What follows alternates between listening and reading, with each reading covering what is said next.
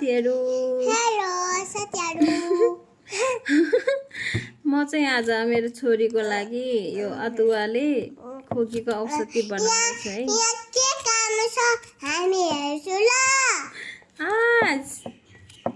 यो के रे औषधि यो अदुवाले पनि हुँदो रहेछ है साथीहरु अस्ति न यो 1 महिना अगाडि हामीलाई त अदुवाको बास्ना आइरहेछ 1-2 महिना अगाडि यति खोगेर के रे औषधि 2-3 बोतल खुवाइसक्यो के काम नलाएर अनि मेरो पालो त यहाँ मैले भात छिटाको अनि पानी छिटाको काँक्रो चाहिँ छिटाकै छैन मैले छिटाउँछु ल अनि त्यो औषधि के रे जति खुवाए नि नभएर हेर्न न साथी यो औषधिले मैले चाहिँ अब यसरी बनाएर खुवाएको थियो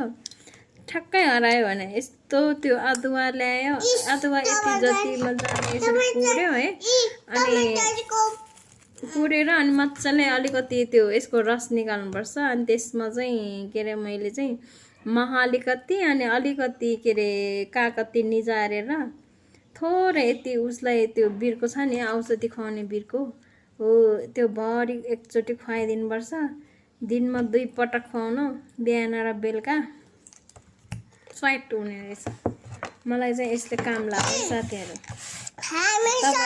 तपाईहरु पनि हामीसँग के छ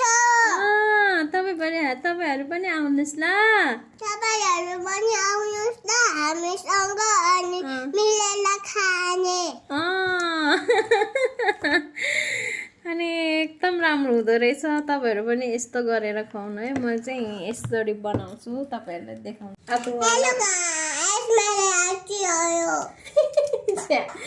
फोरी रहेछ तपाई त हातीले का आछि आयो छे कस्तो फोरी मान्छे त छे त्यस्तो नभन्नुस् न अनि यसरी काट्यो है